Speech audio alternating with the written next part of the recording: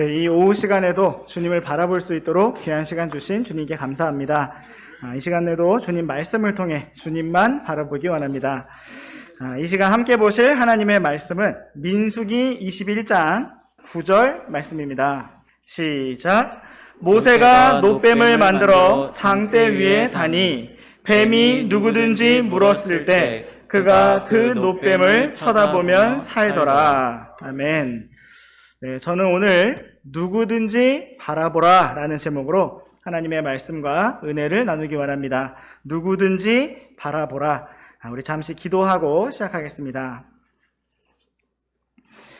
사랑과 은혜가 풍성하신 참 좋으신 하나님 아버지, 이 오후 시간에도 우리가 주님 앞에 나올 수 있도록 복된 시간 허락해 주셔서 감사합니다. 이 시간 우리가 주님 말씀 앞으로 모였사오니 주님께서 이 시간 주관하시고 기록된 성경 말씀을 통하여 우리에게 친히 생생하게 말씀해 주시기를 원합니다. 우리의 마음을 성령님으로 충만케 하여 주시고 주님의 진리의 말씀과 또 주님의 생명으로 풍성하게 채워주시기를 원합니다. 이 시간을 주님께 온전히 맡겨드리며 우리 주 예수 그리스도의 이름으로 기도드렸습니다. 아멘. 네, 오늘 말씀의 제목은 누구든지 바라보라입니다. 하나님께서 사람에게 주신 은혜를 가장 잘 표현하는 말 중 하나가 있다면 그것은 바로 누구든지라는 말입니다. 누구든지라는 말 속에는 그 어떤 자격 조건도 없습니다. 아무리 문제가 많은 사람도, 아무리 죄가 많은 사람도 누구든지 하나님 앞에 나아올 수가 있으므로 그것이 바로 은혜입니다. 오늘의 말씀은 모세가 광야에서 들어 올렸던 놋뱀 사건을 기록하고 있습니다. 이 놋뱀은 누구든지 불뱀에 물린 자마다 그것을 쳐다보면 즉시 치유하고 살려주는 놀라운 치유의 뱀이었습니다. 오늘날에도 병원 승합차나 119 구급차를 보면 장대에 매달린 뱀 그림을 붙여놓은 것을 종종 발견할 수가 있습니다. 어떤 사람들은 이것을 그리스 로마 신화에 등장하는 아스클레오피스라는 신의 상징이라고 말하기도 하지만 그 뱀의 유래는 분명 모세의 놋뱀으로부터 시작된 것이었습니다. 우리 잠시 열왕기하 18장 4절 말씀을 보시겠습니다. 시작. 그가 산당들을 제거하고 형상들을 깨뜨리며 작은 숲들을 베어내고 모세가 만든 놋뱀을 부수어 산산조각 내었으니 이는 그때까지 이스라엘 자손이 그 뱀에게 분향하였기 때문이더라. 그가 그 뱀을 느후스탄이라 하였더라. 네, 이 말씀은 모세가 만들었던 놋뱀이 약 700년 이후의 시점까지 계속해서 이스라엘 땅에서 우상 숭배의 대상이 되었던 것을 보여주고 있습니다. 이스라엘 자손은 그 뱀에게 어떠한 치유의 능력이 있는 것으로 여겨 그 뱀에게 분향하였습니다. 이러한 치유의 뱀에 대한 개념이 계속해서 이어지고 전해져서 그리스 로마 신화로까지 탄생되었을 가능성이 매우 높습니다. 유다 왕국의 히스기야 왕은 모세의 놋뱀을 느후스탄이라고 불렀는데 그것은 바로 놋조각이라는 뜻입니다. 모세의 놋뱀은 하나님께서 이스라엘 자손을 치유하는 데 사용하신 놀라운 도구였지만 그 자체로 어떤 능력이 있는 것이 아니었습니다. 그러나 이스라엘 자손이 마치 그 놋뱀이 신인 것처럼 그것에게 분향하고 경배하였기에 히스기야 왕은 우상 숭배의 대상이 되는 그 놋뱀을 산산조각 부수어 제거하였습니다. 오늘 우리는 바로 이 놋뱀이 민수기 말씀에서 어떻게 만들어지고 사용되었는지 함께 살펴보고 그 안에 담긴 영적 양식과 교훈을 발견해 보고자 합니다. 주님께서 이 시간을 풍성한 은혜로 이끌어 주시기를 원합니다. 이제 우리 다시 민수기 21장 말씀으로 돌아오셔서 먼저 민수기 21장 1절에서 3절 말씀부터 보시겠습니다. 남쪽에 거하는 가나안 족속 아랏 왕이 이스라엘이 정탐꾼들의 길로 왔다는 말을 듣고 이스라엘과 싸워 그들 중에서 몇 사람을 포로로 사로잡았으므로 이스라엘이 주께 맹세로 서원하여 이르되 주께서 참으로 이 백성을 내 손에 넘겨주시면 내가 그들의 도시들을 진멸하리이다 하매 주께서 이스라엘의 목소리에 귀를 기울이시고 가나안 족속을 넘겨주시니 그들이 저들과 저들의 도시들을 진멸하였으므로 그가 그곳의 이름을 호르마라 하였더라. 네, 오늘의 말씀은 가나안 족속과 전쟁을 하여 승리하는 이스라엘 자손의 모습으로부터 시작되고 있습니다. 이스라엘 자손이 지금까지 지나온 상황들을 잠시 기억해 보시면 먼저 이스라엘 자손은 가나안 땅에 들어가기를 두려워하고 또 거부하여 길이 돌이켜졌고 40년 동안 광야 길을 돌기 시작하였습니다.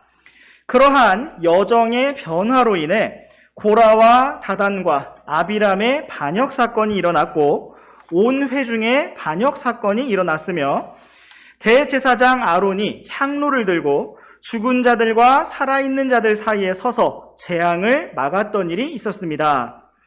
그 후로 하나님께서는 아론의 막대기에서 싹이 나고 꽃이 피어 아몬드 열매가 열리게 하심으로써 대제사장 직분을 확증해 주셨습니다. 이 모든 일 뒤에 모세의 누나 미리암이 나이 들어 죽었고 회중이 물이 없어 또다시 불평하고 반역하는 사건이 일어났습니다. 백성들의 오랜 불평과 반역으로 분노가 극에 달했던 모세와 아론은 반석 앞에서 말하라는 주님의 말씀에 순종하지 아니하고 반석을 2번 쳤기 때문에 약속의 땅에 들어가지 못하게 되었습니다. 그 이후에 이스라엘 자손은 에돔 왕에게 요청하여 왕의 큰 길로 지나가고자 하였지만 그것을 거부당하였습니다. 그리고 이스라엘 자손은 다시 광야길로 이동하여 호르산에 다다랐고 거기에서 대제사장 아론이 숨을 거두게 되었습니다. 오늘의 말씀은 바로 이 모든 일들이 일어난 뒤에 있었던 일을 기록하고 있는 것인데 이스라엘 자손이 갑자기 가나안 족속과 전투를 벌이게 되었습니다. 이것은 가나안 땅을 정복하고 차지하는 전쟁이 아니었고 다만 그들의 도시들을 진멸하는 전쟁이었습니다. 먼저 우리는 민수기 21장 1절 말씀에서 이스라엘이 정탐꾼들의 길로 왔다는 기록을 볼 수가 있는데 이것은 이스라엘 자손이 처음에 가나안 땅을 정탐할 때 왔던 바로 그 길을 가리키는 것입니다. 가나안 족속 아랏 왕은 이스라엘을 먼저 공격하였고 그들 중 몇 사람을 포로로 사로잡았습니다. 이처럼 가나안 족속이 이스라엘을 먼저 공격할 수 있었던 것은 그들이 얼마 전에 이스라엘과 싸워 이겼던 전적이 있었기 때문이었습니다. 갑작스럽게 공격을 받았던 이스라엘 자손은 그들 중 몇 사람을 포로로 사로잡히고 말았습니다. 그러므로 그들은 2절 말씀과 같이 하나님께 맹세로 서원하였는데 그 내용은 주님께서 이 가나안 백성들을 넘겨주시면 그들의 도시들을 진멸하겠다는 것이었습니다. 40년간 광야를 돌라고 말씀하셨으니 그 땅을 정복하고 그 도시에 들어가 살지는 않겠지만 다만 공격하고 진멸하겠다는 것이었습니다. 그러자 3절 말씀과 같이 주님께서는 그 일을 허락하셨고 그들은 가나안 민족들을 공격하여 그들을 진멸하였습니다. 3절 말씀 끝에는 그 지역을 호르마라고 하였는데 그 의미는 진멸하였다라는 뜻입니다. 여기에서 잠시 호르마라는 이 이름을 기억하시면서 우리 함께 민수기 14장 43절부터 45절까지 말씀을 번갈아서 읽어보시겠습니다. 아말렉 족속과 가나안 족속이 거기에 너희 앞에 있으니 너희가 칼에 쓰러지리라. 너희가 주를 떠나 돌아섰으므로 주께서 너희와 함께하지 아니하시리라 하였으나 그들이 자기 뜻대로 산 꼭대기로 올라갔으며 그럼에도 불구하고 주의 언약궤와 모세는 진영 밖으로 떠나지 아니하였더라. 그때에 아말렉 족속과 그 산에 거하는 가나안 족속이 내려와 그들을 쳐서 무찌르되 호르마에 이르기까지 그리하였더라. 네, 이 말씀은 처음에 이스라엘 자손이 믿음 없음으로 인해서 가나안 땅에 들어가기를 거부하다가 그들의 여정이 40년 광야 생활로 돌려지게 되었을 때 그들이 다시 주님의 뜻과 상관없이 가나안 땅을 정복하러 들어갔다가 패배하였던 장면을 기록하고 있습니다. 그때 그들은 아말렉 족속과 가나안 족속 앞에서 패배하였고 45절 말씀 끝에 기록된 것처럼 호르마에 이르기까지 쫓겨 내려오게 되었습니다. 오늘 우리가 살펴보고 있는 민수기 21장 말씀은 이스라엘 자손이 주님의 말씀대로 광야를 돌다가 다시 정탐꾼들의 길로 오게 되었음을 보여주고 있는데 가나안 족속은 이번에도 이스라엘 자손을 얕잡아 보고 먼저 공격하였던 것이었습니다. 그러나 이번에 이스라엘 자손은 전과 달랐습니다. 그들은 40년 광야 생활이라는 주님의 인도하심에 순종하고 있었고 이번에는 가나안 땅을 정복하러 들어가겠다는 것이 아니라 그들을 먼저 공격하고 형제들을 포로로 사로잡은 가나안 족속에게 심판을 집행하고 진멸하겠다고 서원하였던 것이었습니다. 그리고 하나님께서는 바로 그러한 이스라엘 자손에게 승리를 주셨습니다. 이러한 전쟁과 승리는 이스라엘의 다음 세대를 위한 좋은 훈련과 경험이 되었을 것입니다. 참으로 놀랍고 은혜가 풍성하신 하나님께서는 여태까지 계속해서 반역하고 불평하던 이스라엘 자손이라 할지라도 이렇게 주님을 부르고 도움을 요청하였을 때 그들에게 응답하시고 승리를 주셨습니다.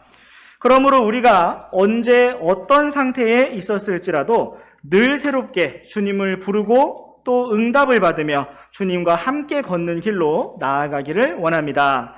이제 우리 다시 민수기 21장 말씀으로 돌아오셔서 민수기 21장 4절부터 6절까지 말씀 번갈아서 읽어보시겠습니다. 그들이 에돔 땅을 돌아가려고 홍해 길을 따라 호르산에서 이동하였으나 그 길로 인해 백성의 혼이 심히 낙담하였으므로 백성이 하나님과 모세를 대적하여 말하되 어찌하여 당신들이 우리를 이집트에서 데리고 올라와 광야에서 죽게 하느냐.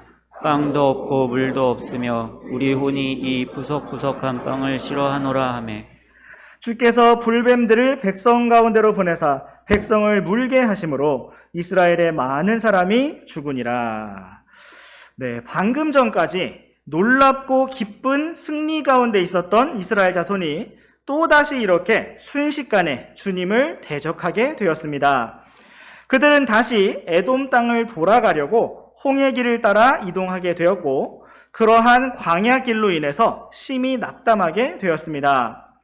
그들은 또다시 5절 말씀과 같이 하나님과 모세를 대적하고 불평하면서 어찌하여 자기들을 광야에서 죽게 하느냐고 따졌습니다. 그들은 빵도 없고 물도 없다고 말했고 만나를 가리켜서 이 푸석푸석한 빵을 싫어한다고 말했습니다. 사실 그들에게는 만나도 있었고 물도 있었지만 그들은 끊임없이 불평하였습니다.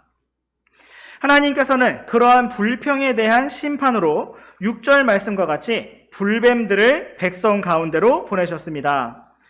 광야나 사막에서 만날 법한 불뱀 한두 마리가 아니라 온 진영이 혼란에 빠질 만큼 대규모의 불뱀들이 등장하게 된 것이었습니다.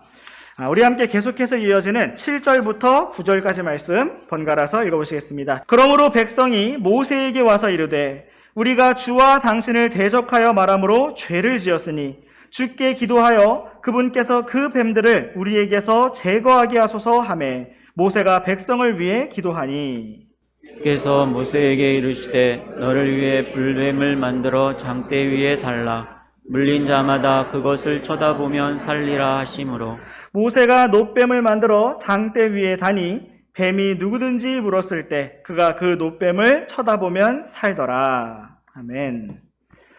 불뱀들로 인해 다급해진 백성은 모세에게 와서 죄를 돌이켰습니다. 7절 말씀과 같이 그들은 모세에게 와서 우리가 주와 당신을 대적하여 말함으로 죄를 지었다고 고백하였습니다. 이처럼 죄를 자백하고 돌이키는 모습은 이스라엘 자손에게 전에는 없었던 모습이었습니다. 그들은 재앙으로 다 쓰러져가는 상황 속에서도 이처럼 모세에게 와서 죄를 지었다고 고백한 적이 없었습니다. 그들은 거의 처음으로 이렇게 모세에게 와서 죄를 고백했고 어서 주께 기도하여 이 뱀들을 제거하게 해달라고 요청하였습니다. 이스라엘 자손의 모습이 늘 똑같이 불평하고 엉망인 것 같지만 아주 조금씩은 달라진 면도 있다는 것을 보게 됩니다. 방금 전 가나안 족속과의 전쟁에서는 자신들을 메뚜기같이 작다고 하지 아니하고 주께서 넘겨주시면 진멸하겠다고 용기를 발휘하기도 하였고, 여기에서도 전과 같이 불평을 하였었지만 얼마 지나지 않아 즉시 죄를 고백하고 또 주님께 부르짖는 것을 볼 수가 있습니다. 이처럼 우리도 믿음의 길을 걸어가면서 잘 변하지 않는 것 같고 늘 똑같이 넘어지는 것 같지만 우리가 여전히 주님의 돌보심 가운데 거하고 있다면 스스로 의식하지 못하는 순간에도 조금씩 성장하고 조금씩 달라지며 전진하게 되는 것을 볼 수가 있습니다. 우리를 자라게 하시는 분은 하나님이시기 때문입니다. 우리가 이스라엘 자손과 같이 비록 순간 감사하지 아니하고 불평하고 넘어졌다 할지라도 즉시 새롭게 주님 앞에 나온 이스라엘 자손처럼 그렇게 주님 앞에 돌이키며 믿음의 길을 회복할 수 있기를 원합니다. 하나님께서는 이스라엘 백성의 요청과 모세의 기도를 들으시고 노스로 불뱀을 만들어 장대 위에 달라고 말씀하셨습니다. 물린 자마다 그것을 쳐다보면 살 것이라고 말씀하셨습니다. 하나님께서 이스라엘 자손에게 주신 방법은 인간의 지혜와 상식으로는 이해할 수 없고 알 수 없는 완전히 새로운 것이었습니다. 하나님께서는 불뱀에 물린 상처에 바르도록 연고를 주시거나 해독을 시킬 수 있는 어떤 약물을 마시라고 주신 것이 아니라 그들을 물어 아프게 하고 죽어가게 만들었던 바로 그 뱀의 형상을 만들어서 장대 위에 높이 달라고 말씀하셨던 것이었습니다. 그리고 물린 자마다 누구든지 그것을 쳐다보면 살 것이라고 말씀하셨습니다. 여기에서 하나님께서 이스라엘 자손에게 요구하셨던 것은 바로 믿음이었습니다. 물린 자마다 그것을 쳐다보면 살 것이라고 말씀하신 하나님의 말씀에 대한 믿음이었습니다. 상식적으로 뱀에 물린 사람이 무엇인가를 쳐다본다고 해서 낫게 된다는 것은 말이 안 되는 일이었습니다. 그러나 하나님께서는 이스라엘 자손이 그렇게 믿음으로 순종할 때 그 믿음을 통해서 그들을 치유하시고 생명을 건져 주셨습니다. 또 하나님께서는 이 일을 통하여 우리의 구원자가 되시는 주 예수 그리스도를 보여주고자 하셨습니다. 우리 함께 잘 아시는 요한복음 3장 말씀을 함께 보시겠습니다. 요한복음 3장 14절부터 16절까지 말씀 번갈아서 읽으시겠습니다. 모세가 광야에서 뱀을 든 것 같이 그렇게 사람의 아들도 반드시 들려야 하리니 이것은 누구든지 그를 믿는 자는 멸망하지 아니하고 영원한 생명을 얻게 하려 함이니라. 하나님께서 세상을 이처럼 사랑하사 자신의 독생자를 주셨으니 이것은 누구든지 그를 믿는 자는 멸망하지 아니하고 영존하는 생명을 얻게 하려 하심이라. 아멘. 주 예수님께서는 모세가 광야에서 장대 위에 높이 들어 올린 그 놋뱀처럼 그렇게 십자가 위에 높이 들려지시기 위해 이 땅에 사람으로 태어나셨습니다.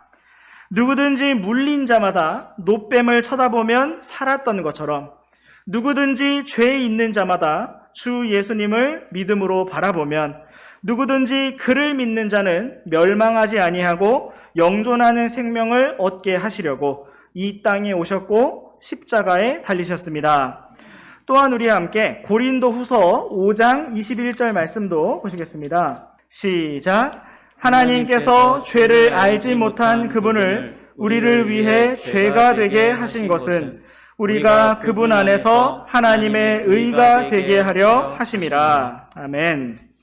하나님께서는 모세에게 어린 양의 형상이나 비둘기의 형상을 만들어 달아 올리라고 하지 아니하시고 이스라엘 자손을 물었던 불뱀의 형상을 만들라고 하셨는데, 이것은 바로 주 예수님께서 우리를 위해 죄가 되셨음을 미리 보여주는 것이었습니다. 주 예수님께서는 우리를 물고 영원한 둘째 사망에까지 이르게 하는 그 뱀과 같은 죄의 형상이 되시고 죄가 되셔서 우리를 위해 십자가에 달려 죽으셨습니다. 또한 우리 함께 갈라디아서 말씀도 보시겠습니다. 갈라디아서 3장 13절 말씀을 우리 함께 읽으시겠습니다. 시작. 그리스도께서 우리를 위해 저주가 되사 율법의 저주에서 우리를 구속하셨으니 이는 나무에 달리는 모든 자는 저주받았느니라 하고 기록되었기 때문이라. 아멘. 장대 위에 달린 놋뱀은 바로 우리를 위해 저주가 되신 주 예수님을 미리 보여주는 예표였습니다. 우리를 이처럼 사랑하신 하나님, 주 예수 그리스도께서는 우리를 위해 죄가 되셨고 또 저주가 되셔서 우리의 모든 죄의 값을 지불하시고 우리를 위해 완전한 용서와 구원을 이루셨습니다. 이스라엘 자손이 살기 위해서 해야 할 일이 아무것도 없었고 그 어떤 자격 조건도 없이 물린 자마다 누구든지 놋뱀을 쳐다보면 살았던 것처럼 오늘날에도 누구든지 십자가에 달리신 주 예수님을 믿고 마음에 영접하면 구원을 받을 수가 있습니다. 이처럼 놀라운 은혜로 우리를 구원하신 주님을 찬양합니다. 오늘 우리는 누구든지 바라보라 라는 제목으로 민수기 말씀을 살펴보았습니다. 바라본다는 것은 바로 믿음의 표현입니다. 사람들이 사람에게 길들여지지 않은 야생 늑대와 사람에게 길들여진 개의 차이를 구분하는 한 가지 방법으로 실험을 한 적이 있었습니다. 철조망으로 만들어진 상자에 고기를 넣어놓고 늑대와 개가 어떻게 행동하는지를 비교해보는 실험이었습니다. 사람에게 길들여지지 않은 야생 늑대는 어떻게든 그 상자 안에 있는 고기를 먹으려고 상자를 물어도 보고 발톱으로 긁어도 보았지만 결국 그 상자를 열 수가 없었습니다. 나중에 지켜보던 사람이 도와주려고 다가가자 오히려 공격적인 자세를 취하였습니다. 그러나 사람에게 길들여진 개는 잠시 동안 상자를 열어보려고 시도를 하다가 상자를 열 수 없다는 사실을 깨닫게 되자 더 이상의 시도를 멈추고 즉시 사람을 바라보았습니다. 마치 사람에게 상자를 열어달라고 요청하는 눈빛으로 신호를 보내며 사람을 바라보고 있었습니다. 이처럼 말을 하지 못하는 개도 사람을 향한 신뢰와 도움 요청의 표시로 자연스럽게 바라보는 행동을 취하였다는 것이 참으로 놀라웠습니다. 어린 아이들도 스스로 과자 봉지를 깔 수가 없을 때, 스스로 장난감을 조립할 수 없을 때, 스스로 어떤 문제를 해결할 수 없을 때 너무나 자연스럽게 부모님을 바라보고 형, 누나, 언니, 오빠를 바라보며 또 선생님을 바라보는 것을 볼 수가 있습니다. 우리가 삶 속에서 어떠한 어려운 일들을 만날 때 우리는 어쩌면 처음에는 야생 늑대처럼 스스로의 이빨과 발톱으로 스스로의 지혜와 방법으로 그것을 해결해 보려고 할 것입니다. 그러나 우리가 할 수 없다는 사실을 인지하는 그 순간 즉시 우리의 눈을 들어서 주님을 바라보기 원합니다.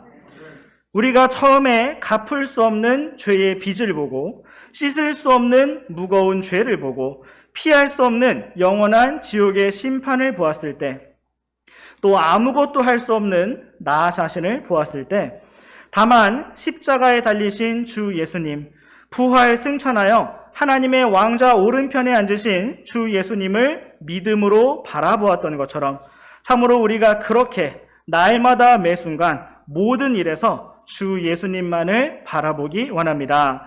이제 말씀을 마무리하면서 우리 함께 히브리서 12장 말씀을 보시겠습니다.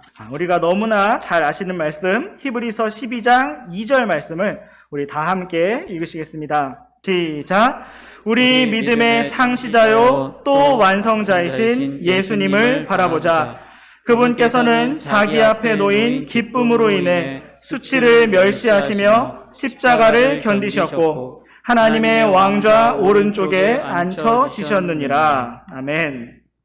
성경은 우리 주 예수님께서 믿음의 창시자요 또 완성자시라고 말씀하고 있습니다. 예수님께서 믿음을 시작하시고 우리가 열심히 노력해서 그것을 완성해야 하는 것이 아니라 친히 주님께서 시작하셨고 또 완성하셨다고 말씀하고 있습니다. 그러므로 우리가 할 일은 단지 그분을 바라보는 것입니다. 우리에게 길이 없고 방법이 없기 때문에, 우리에게 지혜가 없고 능력이 없기 때문에 다만 우리의 도움이 되시는 주님을 바라보는 것입니다. 우리가 주님을 바라보면 주님께는 길이 있고 방법이 있고 모든 것이 있습니다. 누구든지 바라보라고 말씀하신 것처럼 우리가 어떤 최악의 상태에 있었든지 단지 그 자리에서 주님을 바라보기 원합니다. 언제나 우리를 은혜로 불러주시고 은혜로 이끄시며 도우시는 주님을 찬양합니다. 기도하고 마치겠습니다.